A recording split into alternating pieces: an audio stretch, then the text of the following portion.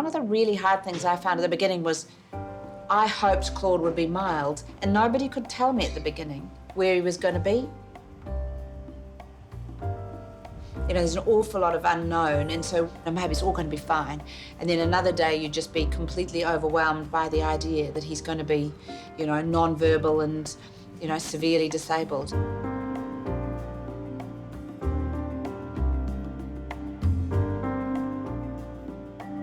You know, it's a really tough process to go through to accept that, okay, this is what I've got and it's okay.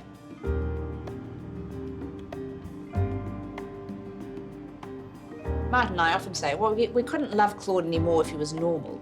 I mean, it would be nicer and easier and all the rest of it, but we wouldn't love him anymore, and we don't love him any less because he's the way he is. But it just takes quite a lot of time to get to the acceptance that, yep, it's, you know, that's Claude, you know, that's fine.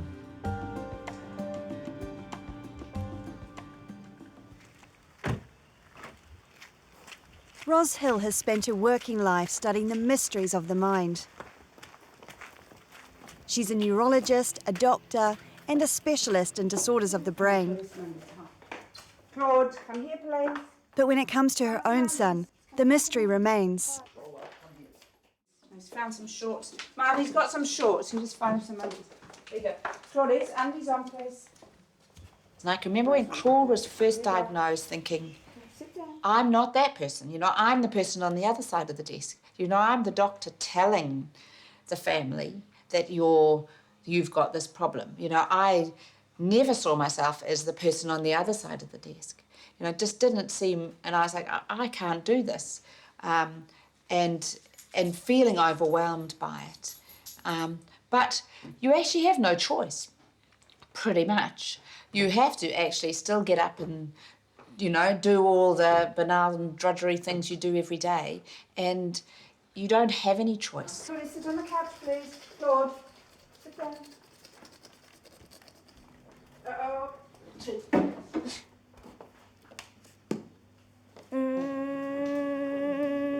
He mostly is on the move. I'll put my bag away.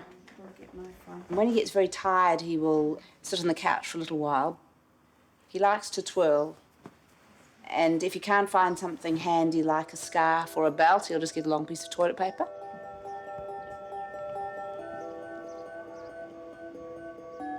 He mostly likes being where people aren't. If people come over to visit, he'll usually absent himself and he'll be wandering around the garden.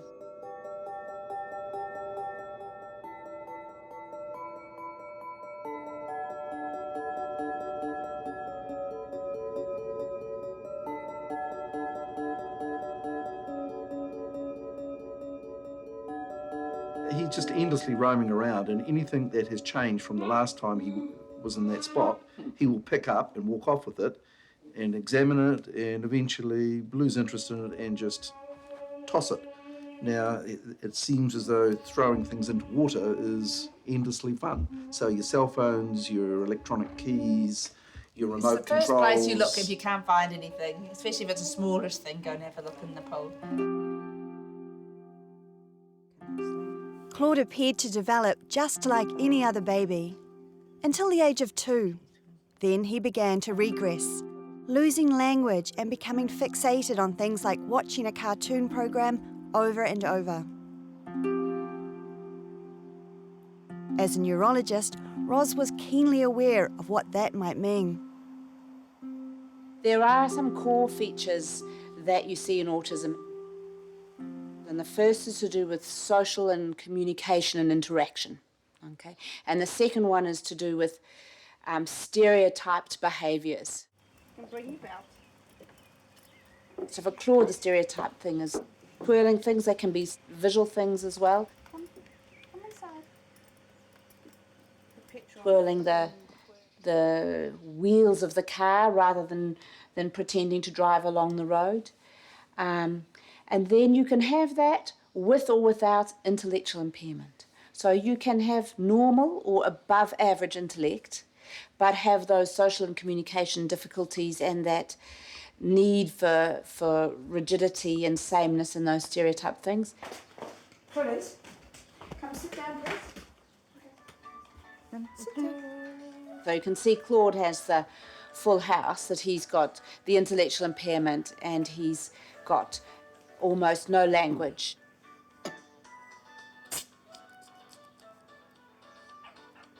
And he's got the stereotyped behaviours and the almost no real sort of social interaction, communication. So that places him at the severe end of the scale.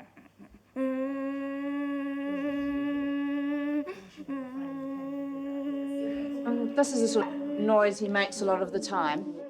And I'm not sure whether he does it because it blocks out a lot of the environmental noise and it's kind of predictable. It's his own sound. Yeah, no, he seems quite happy. So this is one of his kind of perfectly happy noises. He has a variety of clicks and other sounds he does. Claude? But yeah, no, this is normal for Claude. So, Squeeze? This is a sensory thing that and it's well documented that a lot of people with autism spectrum disorders like firm pressure. So just like to be squeezed and squashed, and it must be something sensory that they feel more comfortable with it. What is it, Claudice? Squeeze. The only way to get him to talk is for him to really want something enough. So the only way he'll get it is if he says something, because he doesn't use words very much at all, even words he's got. So if you can find something that he really likes and then make him use a word to get it, like squeeze, then or if something he wants to eat, it sort of forces him to use some language and try and understand otherwise I don't think he really understands what the point of language is. Hey there. Hi, Annie. How's school? Good. Hey Ma. Oh, hi Annie. How's school? Good. Good. You seen Claude? Can you just check on him for me, please? Sure.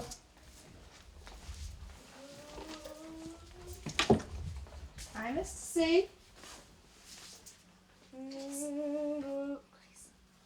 Claude, hello. Hi. Hi. Hi.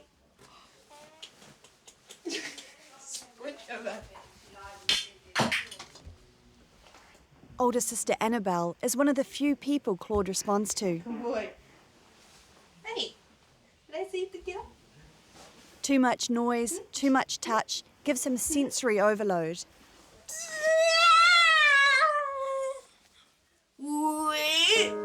But with Annabelle, he is content. Good boy.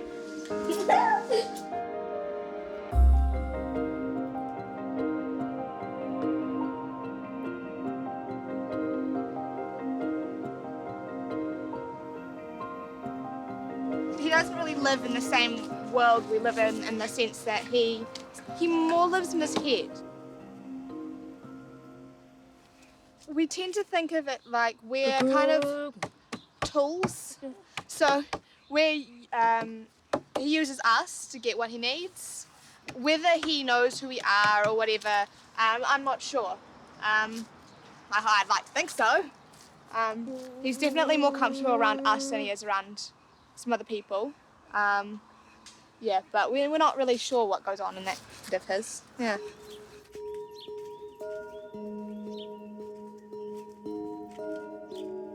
So Claude would have room to roam, the family moved to a farmlet in North Auckland.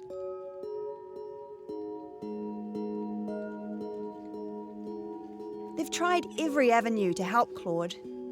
Hundreds of hours of therapy, expert advice and medicines. We feel as if we've done everything we can do along the way to try and help him and try and understand what's going on. Every therapy, every diet, every supplement, every drug, it's all been tried. We've done, as much as we could, which is what you want to feel, that in the long run we've tried everything we could and that was safe and that we were comfortable with. And so now we've done a lot over the years with him, but and it's hard to know how he would have been if we hadn't done all that. Hi, Claudice. come and have some dinner? You've been playing the piano. Play. Bing, bing, bing. Tommy playing. Good boy. Again? Do it again. Good boy. For every parent with an autistic child, the big question is why? There are a lot of things that fall into autism spectrum disorders. It's a very complicated thing, and you try and figure out, can you find what is the underlying problem for Claude? And so, you do all the tests you can, but no, he's a mystery. And, the brain as it develops is completely mysterious, because he seemed to be on this trajectory of improving, and then things changed and he lost a lot of language and skills he had. Or trying to understand what's going on in the brain with that is really difficult.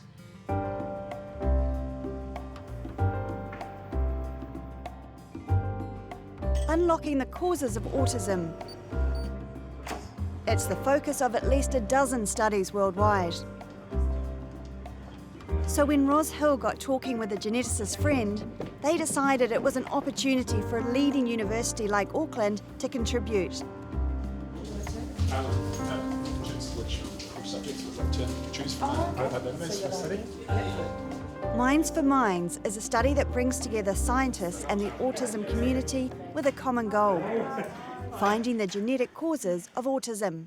Okay, team, just a reminder that whatever information we send out include this Minds for Minds logo. Our dream is that we'll be able to focus down on the same group of families that are affected and bring to our understanding of those families different aspects. So genetics is one aspect, the microbiology is another aspect, their psychological diagnosis is another aspect, and we're inviting anybody who has an interest in the research of autism to join Minds for Minds.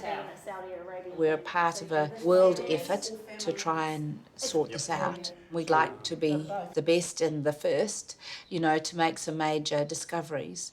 It's exciting, but it's a completely different thing when you have the passion of, this is dealing with the condition that my child has.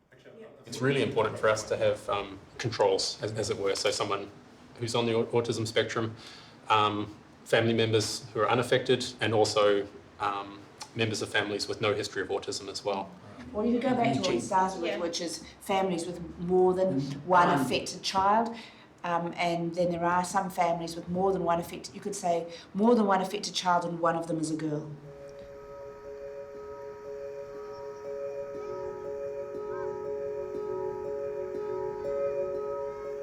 Autism is much rarer in girls.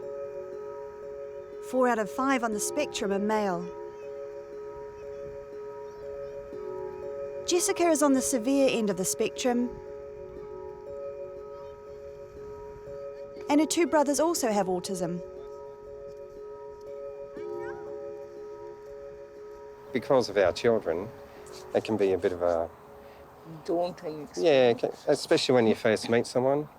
You kind of tell them we have our kids and what's wrong with them, and they kind of go, oh, okay, and yeah, and and when if anyone comes to the house and they don't know how to act or react when they see Jessica Lee mainly playing up.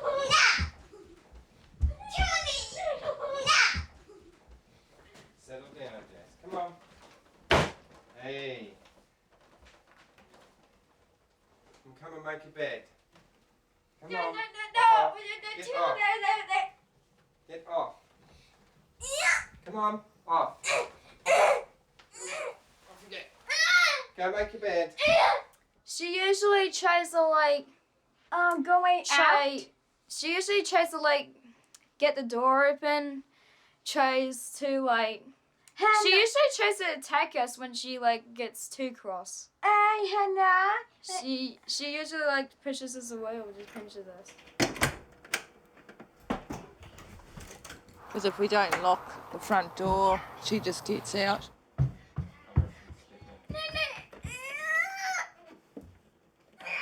We have had her get out in the early hours of the morning, go to the next door neighbours. and the neighbours come knocking on our door at 7 o'clock, have you missed somebody? Mm. You can't reason with Jessica. Jessica always tries to get what she wants. Jessica, toilet time, then car. At 8, Jessica is non-verbal and still in nappies. Good girl. Come on. Yeah, you need to go to the Her toilet parents are before we go following a behavioural program of visuals and out. rewards, Let's go. with little success so far. No, come on. We're going to the toilet. Toilet, that way. No! Yes, come on. Do you want to go out? No! Yes, you do. Come on. Come on, toilet.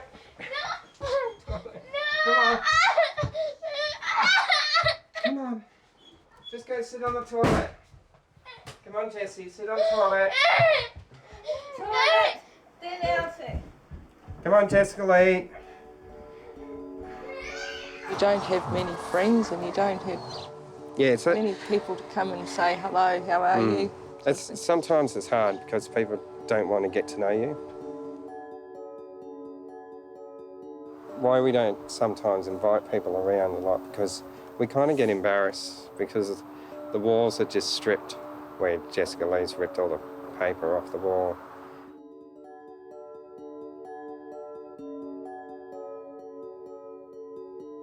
It's overwhelming sometimes, yeah, it does get to you. It puts a strain on our relationship as well, doesn't it? Yes. Mm.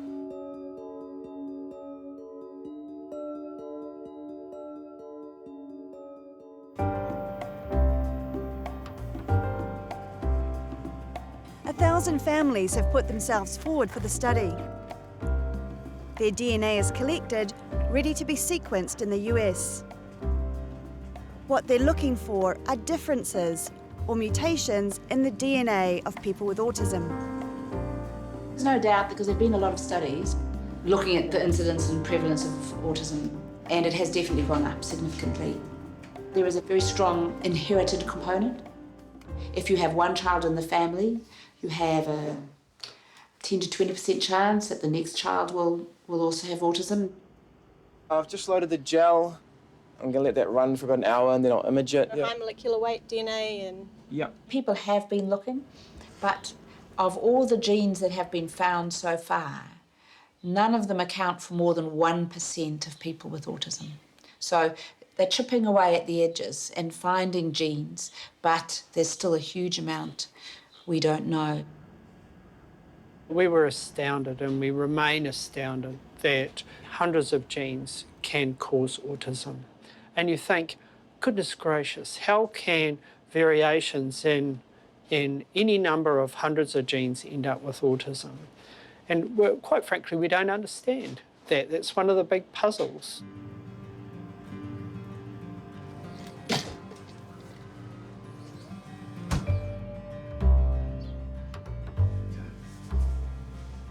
Going to go for a... We're going to go driving? Driving? Yes. Bother with shoes, do you think, Roz? Yeah. Did you see I found them? Yeah, they're down the garden. Yeah, out by the spa pool. Hey, Claudia's been biting. Raising Claude has changed everything about Roz and Martin's lives. Your whole world is different when you have a child with autism. You're on a different road to most other people. What is in Daddy's car?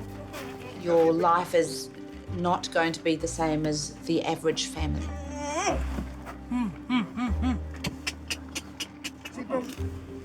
You're not the same as you were before. Changes your perspective on so many things. The things that you previously worried about are unimportant. And that's a gift, because, you know, you just figure out what is important and what isn't. While Roz has involved herself in the Minds for Minds study, Martin has changed his own pathway. A company director and a senior executive, he's held top jobs like CEO of iHug. 2 months ago, he took up the reins of Elevator, an agency that assists people with disabilities to find jobs. On this Saturday morning, it's a working bee at the elevator workshops and a chance to involve Claude. That's as close as you get. Morning. You come to help. You come to help. Oh, he's a big help, I tell you. So I thought it'd be nice to bring him out and introduce him and to show him where I work. I don't know how much he takes in, but you know, he's happy and wandering around. The big thing is that Claude is somewhat ADD, as you'll see. He never sits for very long. So he is wandering around and wants to touch, bang and feel everything. So health and safety is the big issue.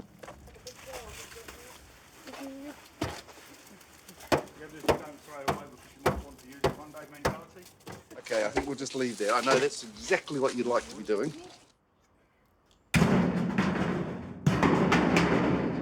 Yeah, it might be a bit noisy around here for you, mate. Too noisy? Oh, see. He's going to bite. I just see him biting holes now. Well, going anywhere. If you go to the supermarket, you need somebody to do the shopping and somebody to keep an eye on Claude. In 1 minute he's beside you, the next minute he's gone.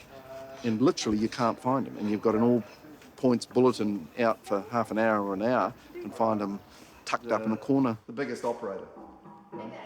Or he'll just go along and touch things on the shelf and suddenly they're all on the floor. He's not trying to break them, he's just feeling them and sensing them and likes to bang them to make a noise or whatnot.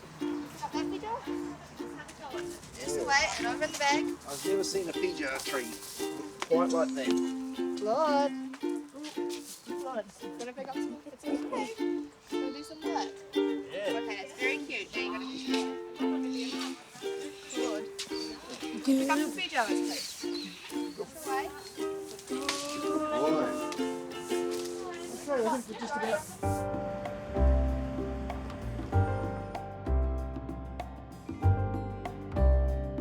That's great, Brett. Can we have a look at your gel pictures in your lab book? Some of the work being investigated here has a ring of science fiction. Microbiologist Mike Taylor is looking at the connection between our gut and the brain. Could changes in the chemistry of our gut be a factor contributing to autism? All of us have huge amounts of bacteria in our guts, up to about 1 or 2 kilograms per person, actually, so massive numbers of these things, and they have very large effects on human health. And just in the last few years, it's become very apparent that these gut bacteria are involved in a sort of a communication with the brain and have a role to play in a number of neurological conditions, including autism. There's a huge amount going on in terms of understanding the actual what is wrong with the hardware and the software in an autistic brain, and the list is very long of the things that are not right. So people are really trying to tease that all apart. The ultimate kind of dream outcome would be some sort of microbial therapy for autism. So perhaps there's a particular type of bacteria, more bacterial product, some chemical perhaps that the bacteria produce that we could add, give to someone as a probiotic or in a milkshake or yogurt or whatever, and that might alter their bacterial community in a way that sort of improves some of the symptoms of autism. We'll start the meeting next Friday for patient selection. Another patient selection. See you guys. See you, Roz.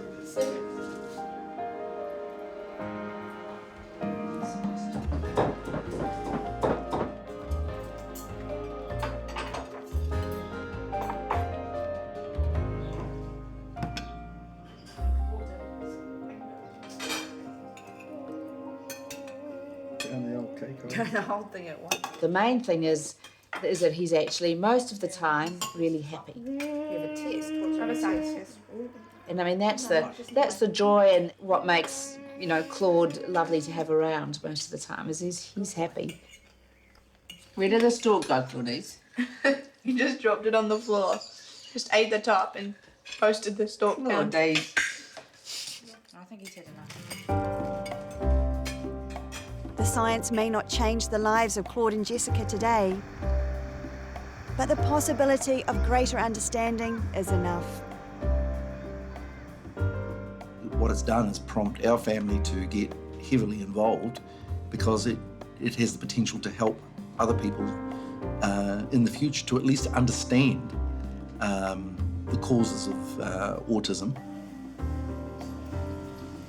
It's not going to make probably any difference to Claude, but it's the feeling as if it's worthwhile having been on this road with Claude rather than just getting through life. But if you could actually say, because of Claude and that, you know, the condition he has, I can apply the however many years I won't list of study that I've done into doing something, you know, useful in the big picture.